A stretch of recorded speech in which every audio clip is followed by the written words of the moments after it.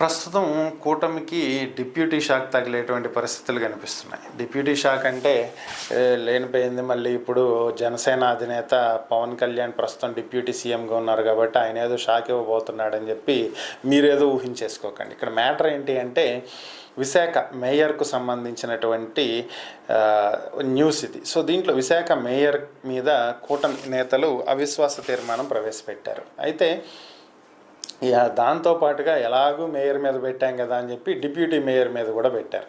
ఇక్కడ మ్యాటర్ ఏంటంటే ఇక్కడ మేయరు డిప్యూటీ మేయర్ మీద అవిశ్వాస తీర్మానం పెట్టాలి అంటే వాళ్ళ నియామకం జరిగి కనీసం 4 ఏళ్ళు నిండి ఉండాలి. సో మేయర్ మీద అవిశ్వాస తీర్మానం చెల్లుబాటు అవుతుంది, ఎందుకంటే వాళ్ళ పదవి చేపట్టి 4 ఏళ్ళు దాటిపోయింది. సో ఇక డిప్యూటీ మేయర్ మీద అయితే చెల్లుబాటు కాదు, ఎందుకంటే వైసీపీ డిప్యూటీ మేయర్ని చేపట్టి పదవి ఇచ్చి ఇంకా 4 ఏళ్ళు పూర్తి కాల, 4 సంవత్సరాలు పూర్తి అవ్వటానికి ఇంకొక 3 నెలల టైం ఉంది.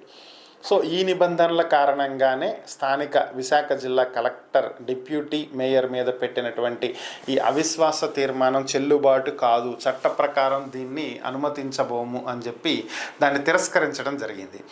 కాకపోతే ఇక్కడ నాకు అర్థం కానటువంటి ఒక అంశం ఏంటి అంటే ఇంత ఇచ్చేసి అవిశ్వాస తీర్మానం పెట్టి సాధించబోయేది ఏముంది అంటే వీళ్ళ పదవీ కాలం ఎంతవరకు ఉంది అంటే మార్చి 2026 వరకు ఉంది. అంటే దాదాపుగా ఇంకొక 10 నుంచి 11 నెలలు. ఇప్పుడు అవిశ్వాస తీర్మానం పెట్టి మేయర్ని దించేసి ఒక కూటమి నేతనే నుంచి కూర్చోబెడతారు అనుకుందాం మేయర్ సీట్లో. 11 నెలలు మేయర్ సీట్లో కూర్చుని ఏం చేస్తారు? కేవలం ఒక 11 నెలలు లేదా ఒక 10 నెలలు.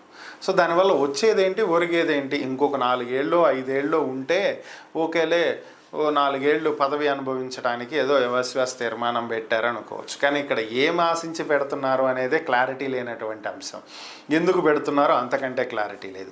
పోనీ పెట్టేవాళ్ళు చట్ట ప్రకారం నిబంధనలు ఏంటనేదన్నా చూసుకుని పెట్టాలి కదా. డిప్యూటీ మేయర్ నియామకం జరిగి ఇంకా 4 ఏళ్ళు పూర్తి అవ్వలేదు, ఇంకో 3 నెలలు ఉంది. ఆ 3 నెలలు అయ్యాక పెట్టుకోవచ్చు కదా. ఇప్పుడే పెట్టేసి ఏదో అయిపోతుంది అన్నట్టు ఒక ఇది క్రియేట్ చేయటం దేనికి? దానికి మళ్ళీ అవమానాలు పాలవటం దేనికి? దాని వైసీపీ వాళ్ళు అది కూడా తెలియదా అని చెప్పి మళ్ళీ కామెంట్లు ట్రోల్స్ ఎందుకు? ఈ బాధ అంతా ఎందుకో నాకైతే అర్థం కావట్లేదు. మరి నేతలకే తెలియాలి.